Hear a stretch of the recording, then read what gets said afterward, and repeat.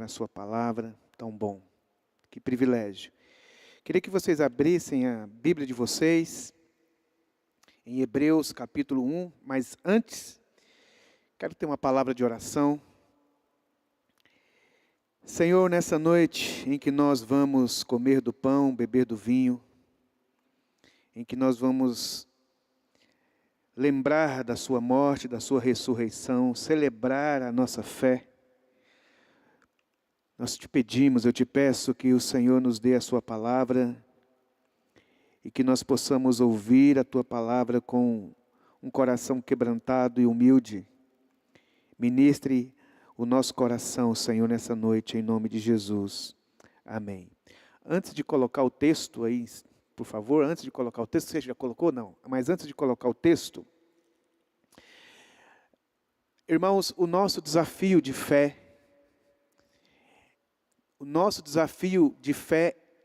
ele exige de nós uma disciplina naquilo que é repetido e repetido e repetido ao longo das Escrituras. A Bíblia que nós lemos, ela é um livro de 66 livros. Não tem versão 2.0. É esse livro. E nós vamos passar toda a nossa vida lendo, relendo esse livro. As histórias que nós vamos contar desse livro são dos mesmos personagens.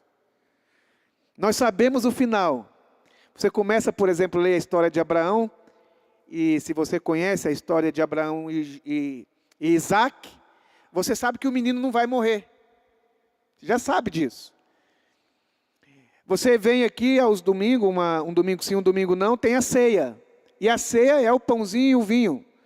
Não vai ter um dia que é outra coisa. É essa. E nós cantamos às vezes as mesmas canções. Passa um domingo ou dois, a gente vai repetir as músicas. É essas músicas mesmo.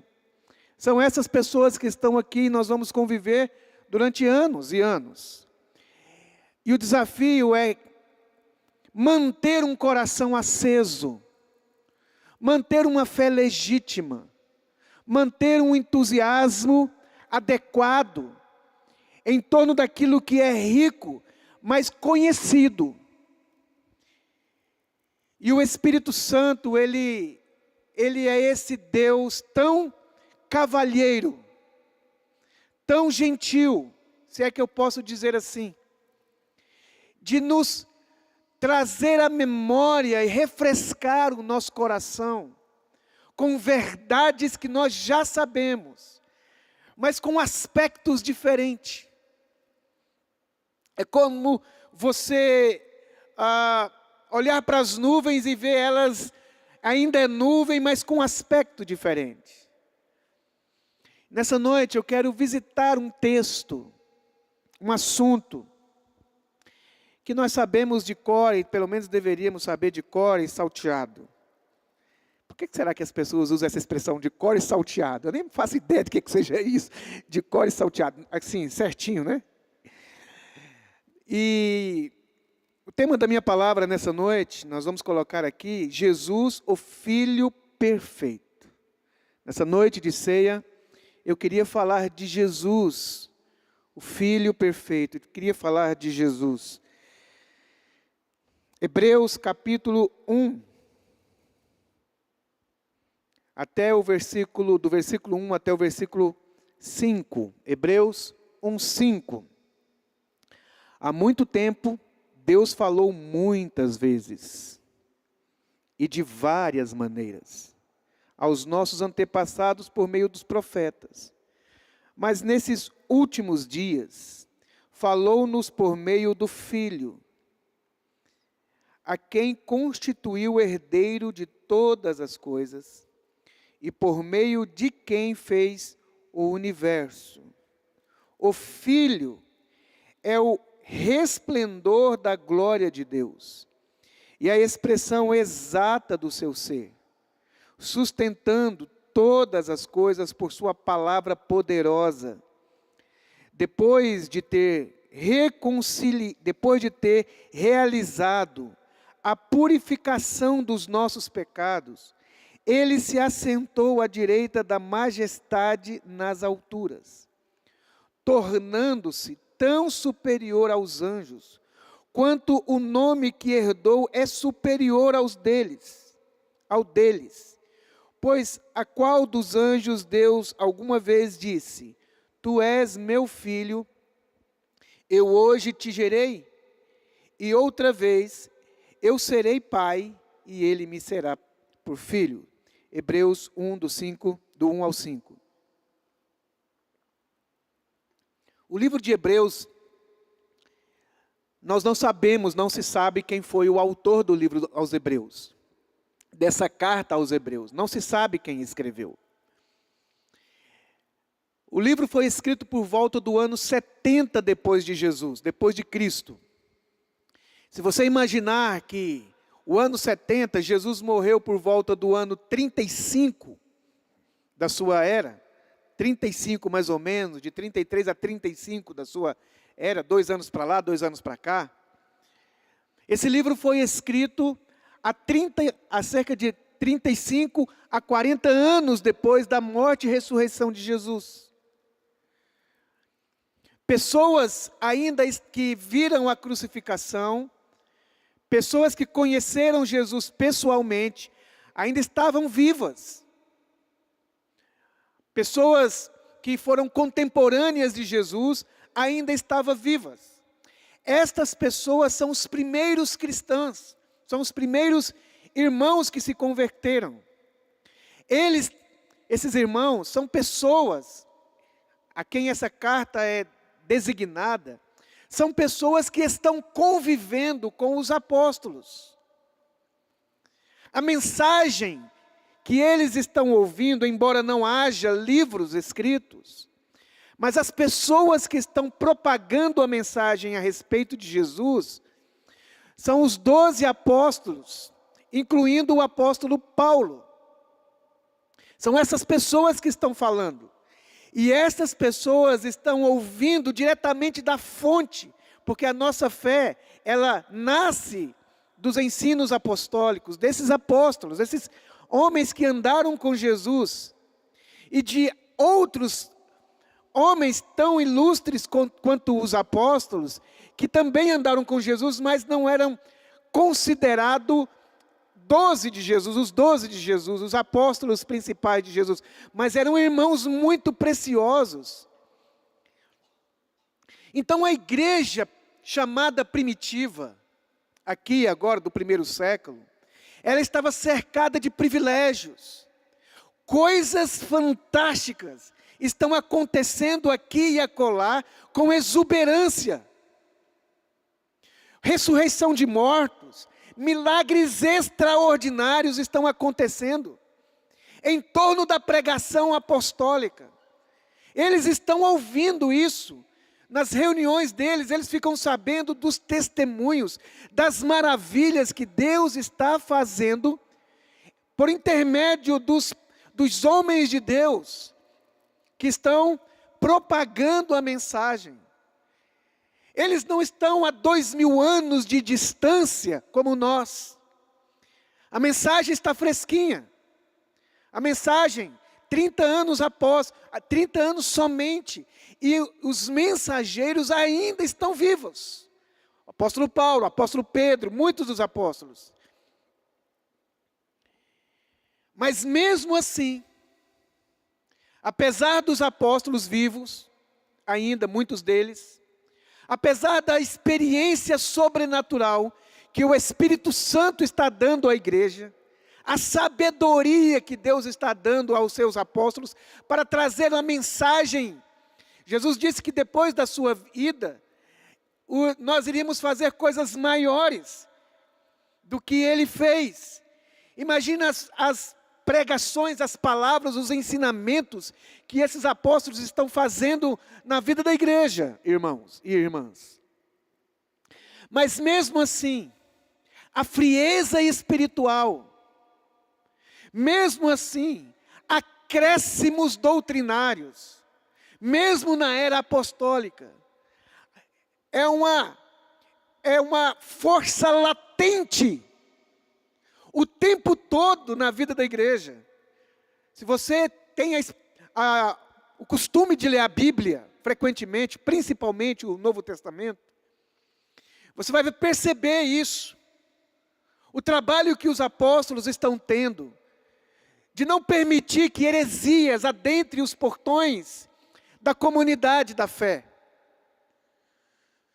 Você percebe no livro de Gálatas, no livro de Colossenses, você percebe isso aqui no livro de Hebreus, você percebe isso nas cartas joaninas, que os apóstolos estão tendo um trabalho árduo de preservar a verdade da fé. E muitos irmãos que se converteram genuinamente ao Evangelho, à pregação do Evangelho, depois de um tempo de caminhada, aqui nesse caso, 35 anos, que foi escrito o livro, 35 anos depois da morte de Jesus, 70 anos da era cristã, esse livro foi escrito. Esse livro está sendo escrito e endereçado aos irmãos que, ouvindo a palavra, se converteram, se apegaram à fé com avidez, mas agora, depois de um tempo, está esfriando o amor. Estão permitindo crer em coisas que antigamente eles deixaram de crer. Estão retornando às crenças que anteriormente eles praticavam. Eles haviam se convertido a Jesus, entendido a fé judaica, entendendo que Jesus é o Messias e que as experiências religiosas do Velho Testamento ganharam outro significado em Jesus, e eles começam a praticar a fé, mas depois de algum tempo, quando as águas, já tomou Coca-Cola? Quem aqui já tomou Coca-Cola? Quando você coloca a Coca-Cola no copo, vem aquela espuma, não é verdade? Que você pensa que encheu o copo, mas quando a espuma baixa, fica só um pouquinho de refrigerante. Falar muito sobre refrigerante depois do dia 22. Para os irmãos ficarem bem, lembrar de como era gostoso a Coca-Cola. Parece que a nossa realidade espiritual também é assim. A gente vai lá em cima, depois a gente retorna para o equilíbrio. E quando aqueles irmãos perceberam o dia a dia da igreja, que não está acontecendo uma fé em torno de muitos aparatos, porque imagine você ser um judeu, tem a roupa do sacerdote, tem as cerimônias bem elaboradas, milenares, de milênios ali, tem todo um aparato, e você vai numa reunião na casa da irmã Bernadette. Quem está pregando é um cara grego, um gentil, e ressignificando Moisés, o grande Moisés. É como se eu chegasse aqui para os irmãos que têm carinho e amor pelo bispo Antônio, pelo bispo Josué, e viesse um pirralho e começasse a desdizer coisas deles. Os irmãos iam olhar assim, não, esse irmãozinho aí não. Então esses irmãos que antes tinham se arrependido e se convertido a Cristo, agora eles estão fazendo o caminho inverso, eles estão se arrependendo de ter se arrependido. E estão voltando para antigas práticas judaicas. Então o livro de Hebreus tem essa finalidade de trazer a igreja de volta para Cristo. E essa minha palavra nessa noite, para dizer que, porque a primeira coisa que o texto de Hebreus elabora é dizendo que Jesus é o Filho perfeito de Deus. Eu queria falar para você sobre essa necessidade de um retorno cada dia mais a Cristo. De nós celebrarmos a preciosidade de Cristo em nossa fé, as virtudes da pessoa de Jesus, E eu coloquei aí a maior tragédia da vida. A maior tragédia da vida é um cristianismo sem Cristo. A maior tragédia de uma vida espiritual é experimentá-la sem o conteúdo principal. É como estar casado com um homem e com uma mulher e não desfrutar do melhor do casamento, que é a pessoa, a relação com a pessoa. É como ter filho e não poder beijá-lo. É como ter pai e não poder apreciá-lo. É como ter perdão, eu estou descendo a um nível bem pagão aqui. É como você ter um carro e não poder usar. A maior tragédia da vida espiritual é um cristianismo onde Jesus é apenas uma figura emblemática. É um cristianismo onde Jesus apenas é o autor principal, mas não primordial. É um cristianismo onde a nossa lealdade a Cristo, ela é subjúdice, ela é superficial, ela não é levada aos níveis mais profundos e mais radicais. É uma fé que não pede tudo de nós. É uma fé em Cristo que não exige quase nada de nós, quase nada de lealdade, que não pede transformação alguma em nossas vidas. É uma fé em Cristo, enquanto cantamos para Ele e não faltamos nenhuma reunião que tem, mas ainda continuamos sendo os donos das nossas vidas. Essa é uma tragédia, quando temos um cristianismo sem Cristo, uma religião e uma espiritualidade em torno de Cristo sem um compromisso de imitá-lo. Sou discípulo de Jesus, mas não tenho que ser um marido como Ele ensina que eu seja. Sou discípula de Jesus, mas não tenho que tratar o meu marido como Ele ensina que eu tenho que tratar. Sim, eu sou discípulo de Jesus, mas eu não tenho respeito com os meus pais. Eu os trato com menosprezo, com desprezo. Quantos filhos que os seus pais, depois de velhos, perdem a alegria de ter seus filhos em casa, porque você não vai lá. Você não vai lá na casa da sua mãe. Você não vai lá na casa do teu pai. E quando vai, briga, discute. Então tem relacionamentos em que a nossa espiritualidade não exige de nós um compromisso de ser parecido com Jesus. Onde o Cristo é apenas mais um item das forças de realizações dos nossos desejos. Porque eu já tenho até uma música, que eu não estou lembrando dela agora, mas se vir aqui eu canto ela para você, que a gente canta ela aqui direto, aqui na igreja. A hora que eu canto, meus rins, minhas tripas, meu coração fica assim remexendo dentro dele. Se eu lembrar, eu canto para você. Aí você vai me dar razão, talvez. Cristo é apenas mais um item das forças de realizações dos meus desejos, em que eu me relaciono com Jesus, para que Jesus faça as minhas vontades. Onde Cristo, se você olhar na maioria das nossas igrejas, das pregações que se ouvem, muitas vezes, tem os interesses dos homens na pauta principal das suas mensagens. As pessoas vêm ao templo, ao prédio de reunião da igreja, à reunião da comunidade, não para se expor ao Evangelho, para que o Evangelho, lendo as suas vidas, a gente é confrontado com a verdade, a gente se quebranta e se organiza em torno da mensagem, e a gente responde em uma adoração solene a Ele, em santidade. Mas não é isso a motivação de que as pessoas venham, muitas vezes, às reuniões da igreja. Elas vêm para serem felizes.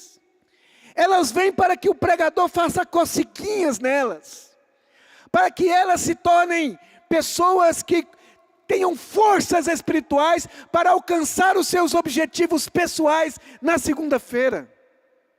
Não se reúnem para serem confrontadas, não se reúnem para serem ensinadas em torno da palavra, para conduzirem a sua vida à imitação de Cristo. Na maioria das vezes, quando você vê as igrejas se reunindo, muitas vezes, é assim, irmãos.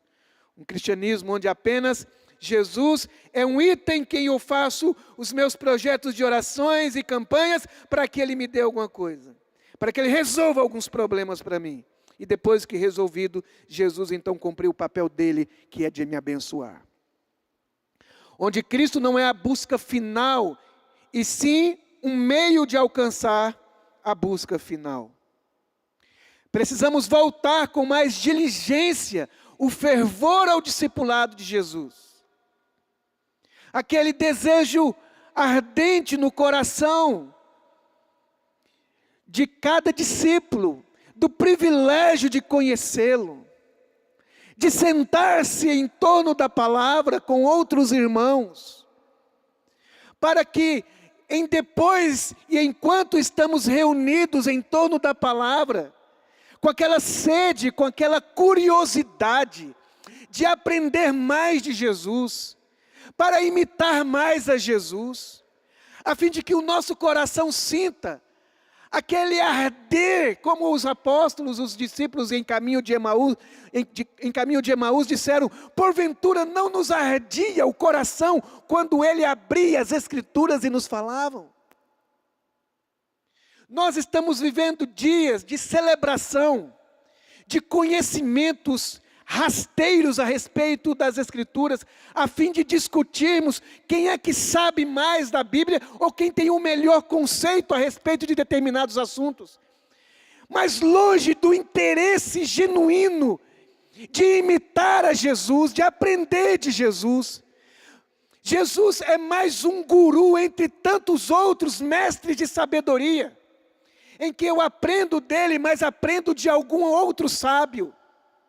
Por isso nós precisamos voltar com diligência, com quebrantamento, meus irmãos, com temor no coração, em colocar um freio em nós mesmos e dizer: eu não posso continuar a minha vida assim, superficialmente longe de Jesus, e apenas em torno da religião.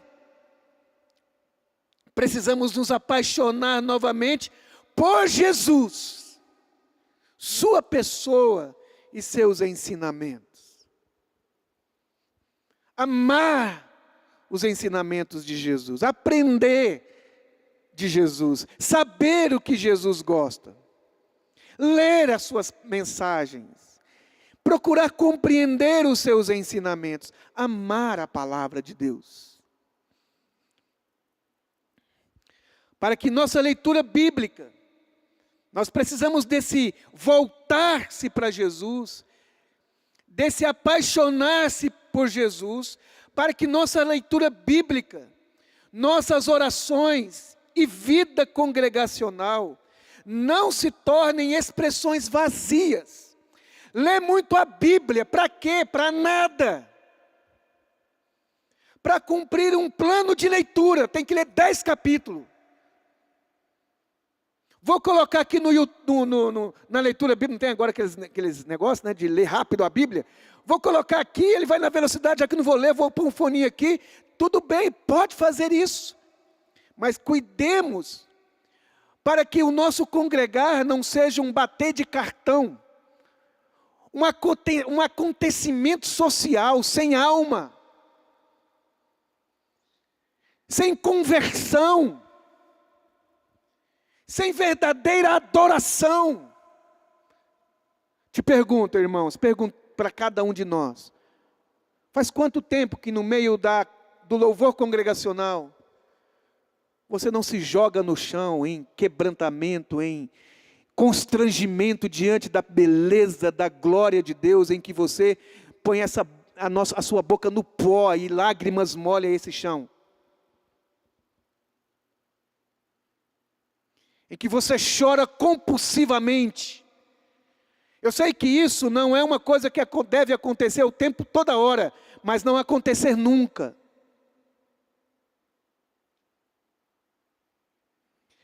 Para que as nossas orações e a vida congregacional não se tornem expressões vazias, pregações legalistas, bem elaboradas, e uma fé fria e sem fervor espiritual.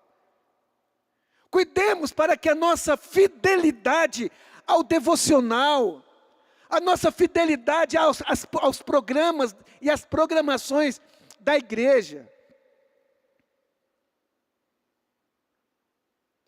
vai te convencendo que você está bem. Vai te convencendo porque você não falta culto, não chega atrasado.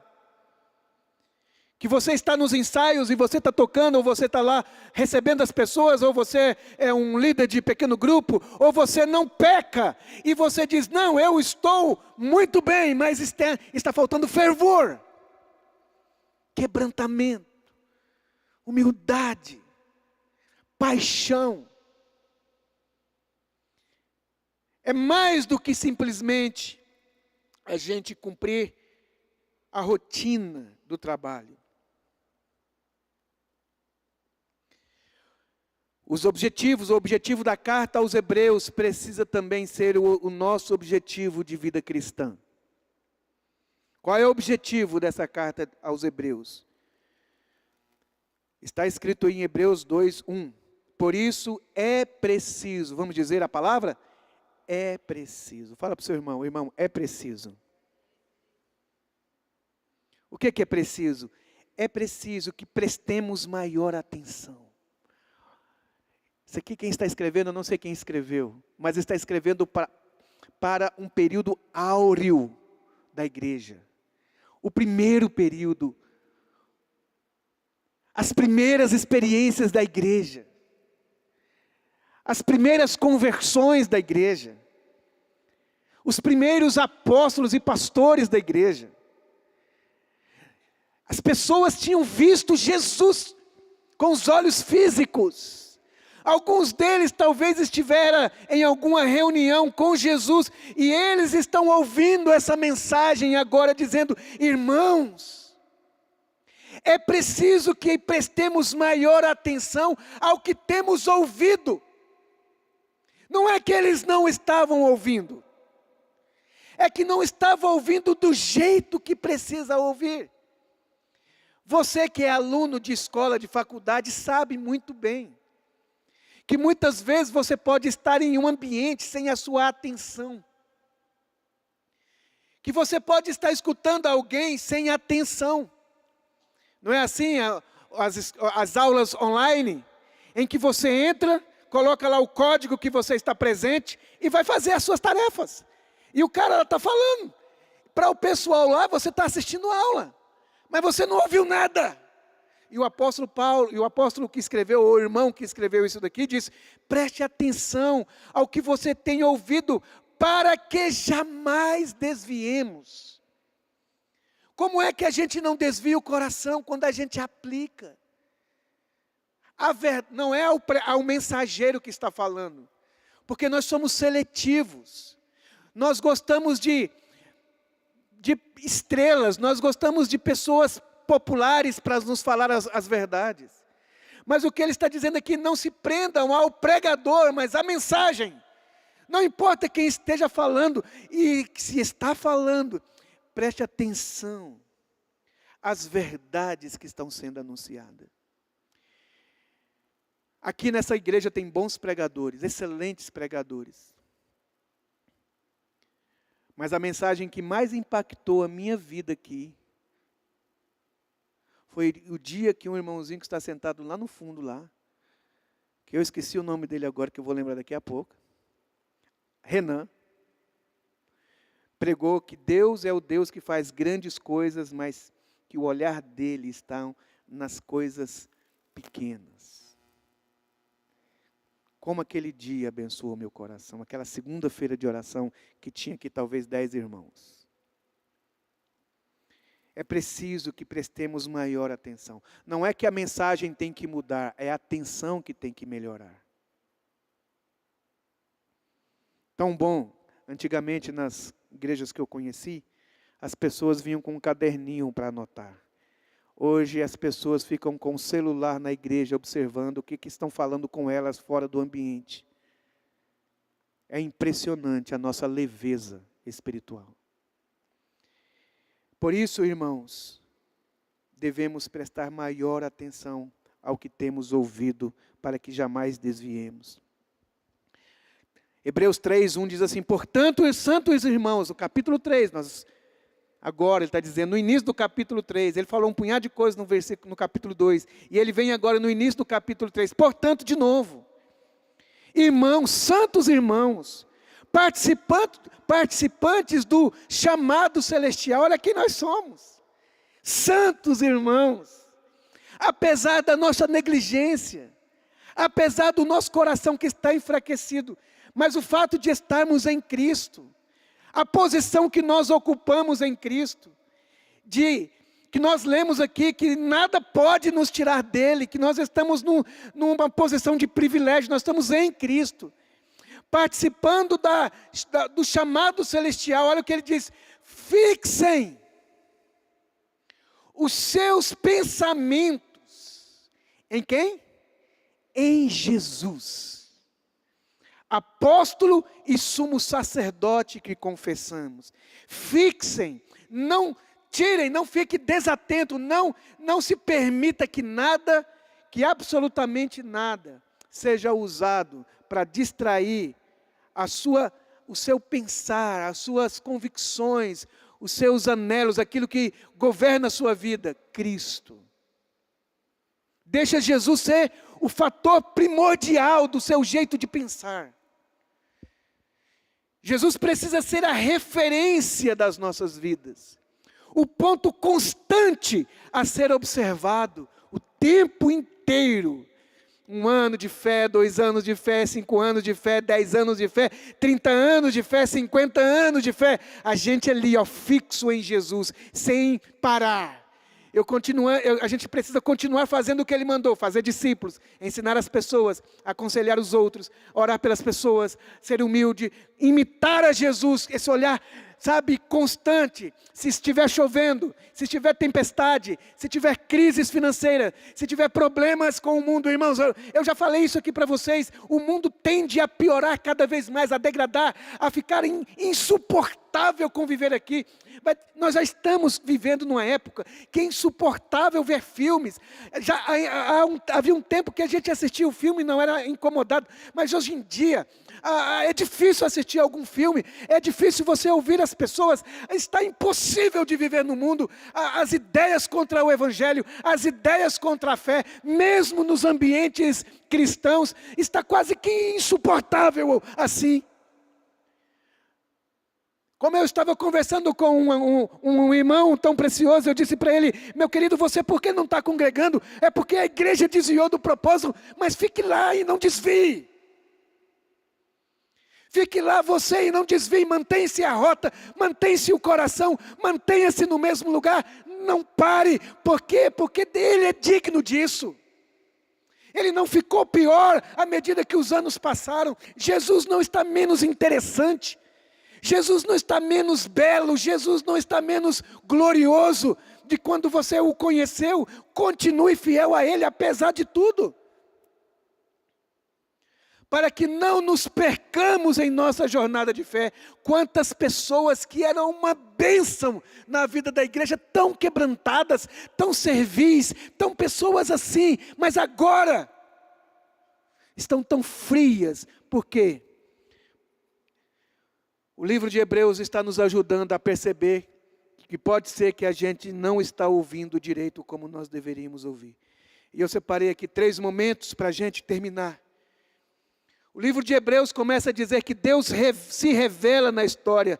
Hebreus capítulo 1, versículo 1 diz: há muito tempo Deus falou muitas vezes, muitas vezes, muitas vezes. Olha, irmãos, Deus fala tanto, muitas vezes. Como? E de várias maneiras. Para quem? Aos nossos antepassados por meio dos profetas. Deus se revelou aos profetas. Deus se revelou às pessoas. Deus quer se dar a conhecer. Deus quer se mostrar para nós o tempo todo. Eu falo lá em casa para o meu filho Lucas, não sei se eu já falei para a Ana Clara, Deus é muito bandeiroso. Deus é muito assim óbvio. Deus é assim latente. Deus está escancarado. Teve um dia que eu fui para debaixo de uma árvore para conversar com Deus, umas coisas do meu coração. Eu queria falar um punhado de coisa para Deus, sobre mim, sobre Ele, sobre alguma coisa que não estava legal em mim, e que eu queria que Ele fizesse em mim. Eu disse: olha Deus, eu quero conversar contigo, e quando eu penso que eu quero falar um punhado de coisa, senta aqui nesse toco, por favor. Senta aqui nesse toque, eu quero abrir minha alma para o Senhor, mas eu quero falar tudo para você, o que eu não estou achando interessante. Eu sei que eu estou errado, eu estou falando como um louco, mas o Senhor é Deus. Que o Senhor ouça a minha oração. Mas na hora que eu penso em falar contigo e reclamar alguma coisa, eu vejo os pássaros. Como é que pode existir pássaros? Como que pode existir esse pé de árvore? De onde nasceu essa árvore? Quem trouxe isso à existência? Oxigênio. Beleza. Eu estou cercado aqui de beleza, de grandeza. De onde surgiu isso? Se não é de ti mesmo. Eu chupo manga, eu acabei de comer uma pera. E é gostosa essa pera. Quem é que teve a ideia de criar essa pera? E eu tenho família, eu estou empregado, os meus filhos estão com saúde, eu faço parte de uma comunidade de fé, e eu fico assim pensando, o que é que eu vou falar? Porque o Senhor me cerca de tanta obviedade acerca da tua presença, mas ainda assim Ele está dizendo que esse Deus falou ao longo da história e fala de várias maneiras. É uma revelação progressiva. Mesmo Deus tendo falado com Abraão, mesmo Deus tendo falado com Isaac, mesmo Deus tendo falado com Jacó, essas revelações, ainda que elas são verdadeiras, elas não eram perfeitas. O livro de Hebreus capítulo 11, versículo 39 e 40 diz assim: entretanto, nenhum desses exemplos de vida de Abraão, de Isaac, de Jacó, eles estão falando dos irmãos lá do capítulo 11, os heróis da fé. Nenhum desses exemplos de vida, de fé, puseram a mão na recompensa prometida. Deus tem um plano melhor para nós, que a nossa fé se junta a deles para formar um todo completo, como se a vida de fé que eles tiveram não fosse completa sem a nossa. O que é que faltava para eles? Qual a revelação que faltava para Abraão? Faltava uma revelação perfeita. E a revelação perfeita que Deus trouxe está aqui no ponto 2 que eu coloquei para os irmãos. O Filho é a perfeita revelação. Hebreus 1:2 diz: mas nestes últimos dias falou-nos por meio do Filho, a quem constituiu o herdeiro de todas as coisas, por meio de quem fez o universo. O Filho é a perfeita revelação do Pai. O Filho não é mais um mensageiro com uma mensagem de Deus para o nosso povo. Ele não faz parte de uma galeria. Tem os patriarcas, a lei de Moisés, nós temos aqui os profetas, os escritores, os profetas que escreveram livros, e agora nós temos Jesus, os apóstolos, e agora nós temos aqui, nos nossos dias, esses homens espirituais maravilhosos. Não, Jesus não faz parte de um panteão de profetas. Jesus não tem uma mensagem para acrescentar. Jesus é a mensagem. Jesus é Deus entre nós. Ele é o mensageiro da mensagem completa, que é Ele mesmo. Jesus não tem um plano sobre o amor de Deus, Ele é a expressão desse amor. Jesus não está revelando para nós uma vontade de Deus, Ele é essa vontade de Deus, Ele é essa profecia, o Verbo, o Deus está visitando esse planeta na pessoa de Jesus. Em Jesus, Deus não mandou outro mensageiro. Ele mesmo, Deus mesmo vem a nós. A palavra, a mensagem se tornou uma pessoa totalmente homem. Deus supremo, grande, imenso, agora ganhou corpo, suor, mau hálito. Um ser humano que tem sono, que precisa dormir, que precisa beber água, que precisa ir ao banheiro. Um ser humano completamente ser humano. O sonho de Deus que os profetas profetizaram ganhou concreção, realidade em Jesus. Um ser humano. Como nós, para revelar como Deus é, o Filho é a palavra. Terceiro e último, o Filho é a perfeita revelação do Pai. Versículo 3. O Filho é o resplendor da glória de Deus e a expressão exata do seu ser. O Filho é a expressão exata do ser de Deus, sustentando todas as coisas por sua palavra poderosa. Ele é a mensagem perfeita de Deus. Não somente que Jesus é igual a Deus, mas também que Deus, Pai, é igual a Jesus. Jesus não ama menos que o Pai. O tipo de amor, o tipo de pessoa que Deus é, o Filho é. Jesus é o perfeito sacrifício a Deus por nós. Ele é o perfeito sacrifício. Porque Ele não apenas sabe muitas coisas de Deus. Ele não só revela a Trindade, mas Ele é alguém da Trindade. Você já parou para pensar que uma das pessoas da Trindade se tornou um ser humano que teve a possibilidade de pecar? O que aconteceria com a existência se a segunda pessoa da Trindade caísse em tentação e pecasse? Deus em Cristo, Ele não faz um pequeno sacrifício. Ele faz o maior de todo sacrifício. Ele sacrificou tudo. Ele sacrificou tudo. Jesus é o perfeito sacrifício. Pois Ele sabe tudo de Deus por ser Deus. E Ele sabe tudo do homem por ser homem.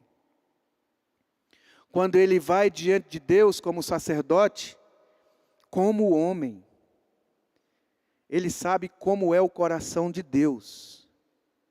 E Ele vem como um perfeito sacrifício, oferecido um sacrifício, porque também entende o coração de cada ser humano.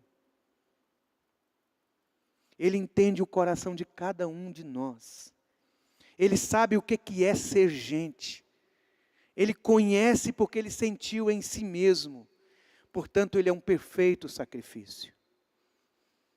Uma vez que os filhos são de carne e sangue, é óbvio que o Salvador assumiu a carne e o sangue para resgatá-los por sua morte, diz Hebreus.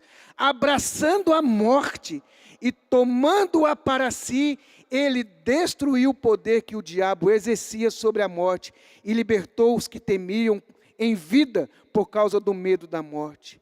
Assim é evidente que Ele não suportou tudo isso por causa dos anjos, e sim por causa de pessoas como nós, filhos de Abraão. Foi por isso que Ele teve de assumir a vida humana de forma integral.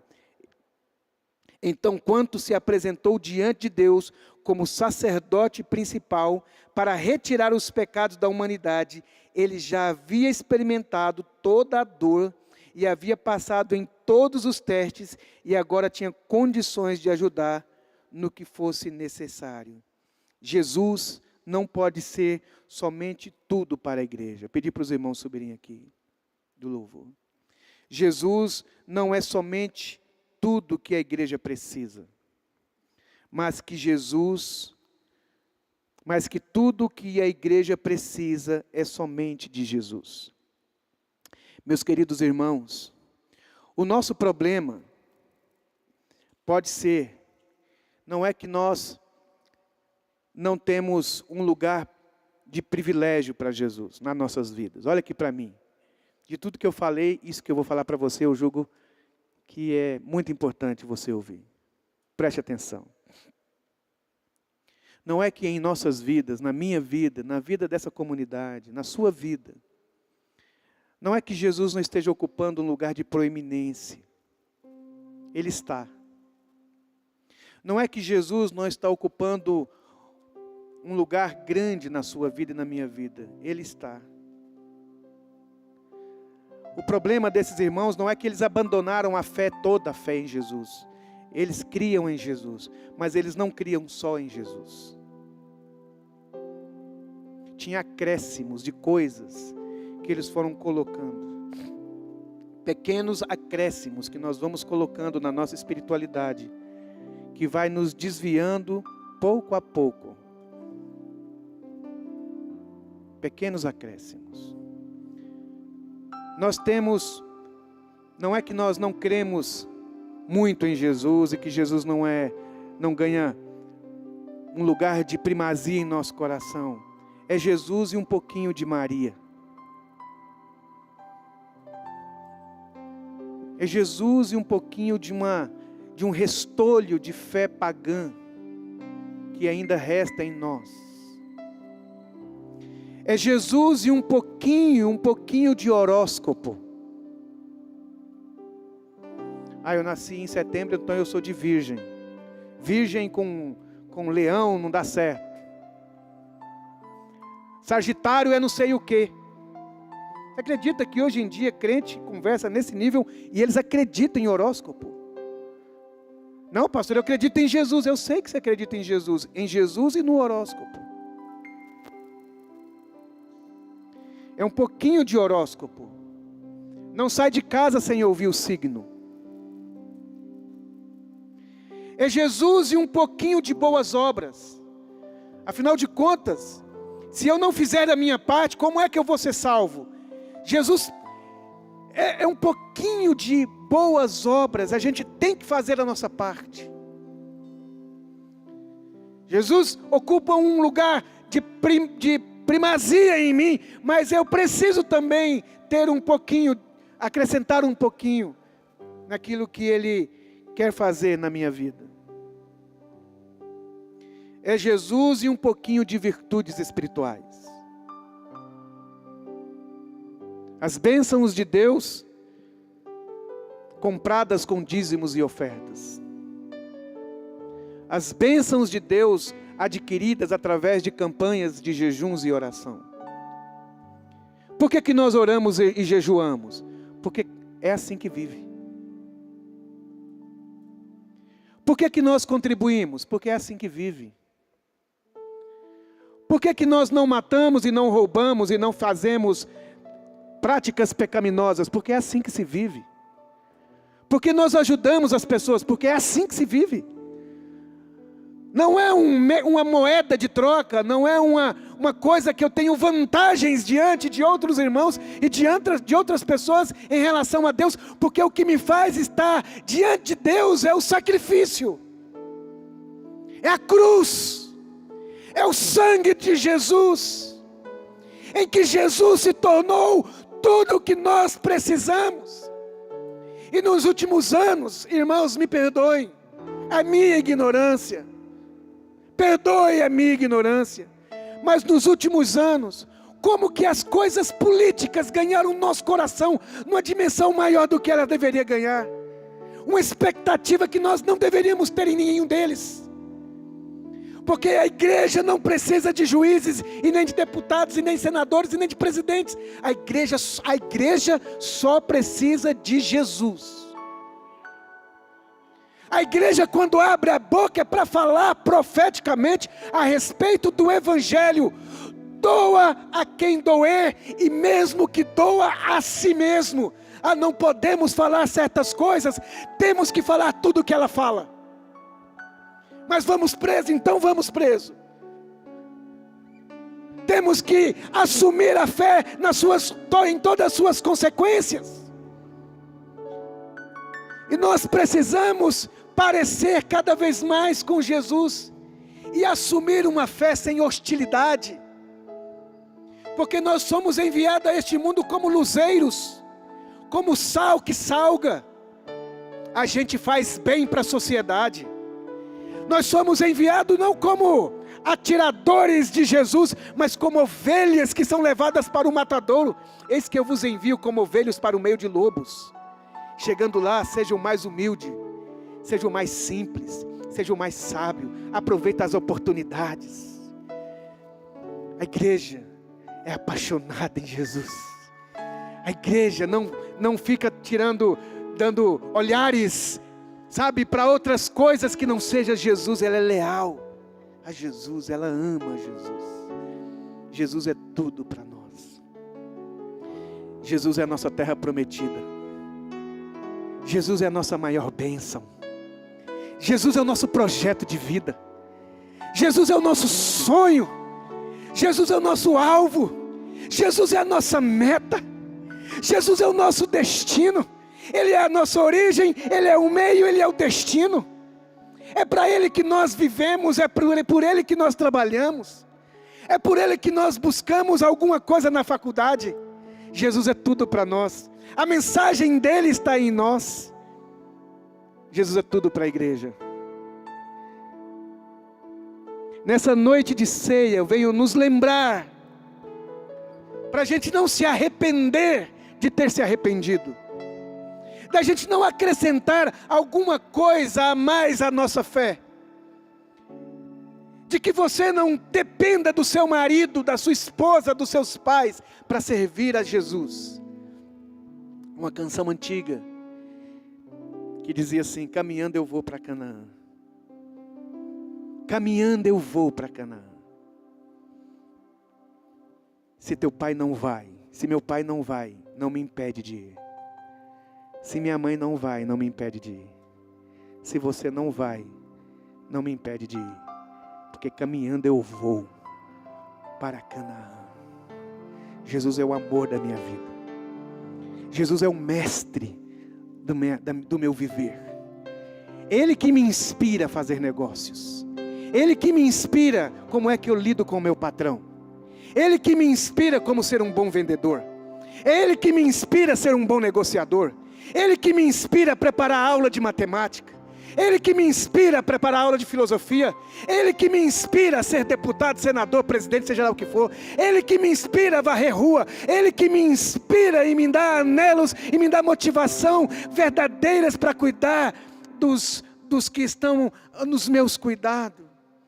É por causa dele que eu peço perdão. É por causa dele que eu vou ao médico. Jesus é o meu professor.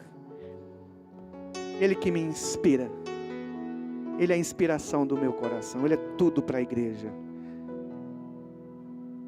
Aqui nós sejamos visitados por um arrependimento nessa noite, todos os dias, a fim de que a gente continue sendo discípulos de Jesus, que quando as pessoas conversarem com você, perceba que você tem valores muito diferentes. Valores muito diferentes, que você é inofensivo. Inofensivo. Que você é incapaz de fazer qualquer dano na alma de alguém. Jesus jamais vestiria uma roupa para provocar qualquer sentimentos e desejo numa outra pessoa. Jesus jamais passaria um perfume para provocar qualquer sentimento em uma outra pessoa. Jesus jamais faria qualquer tipo de negócio que levasse vantagem além do que devesse numa relação com a outra pessoa. Jesus jamais seria um amigo desleal. Jesus jamais seria um esposo truculento. Jesus jamais seria uma esposa raivosa. Ele é a nossa meta. fixemos com maior atenção o nosso olhar para Jesus, o autor e o consumador da nossa fé. Amém? Quantos querem seguir Jesus assim?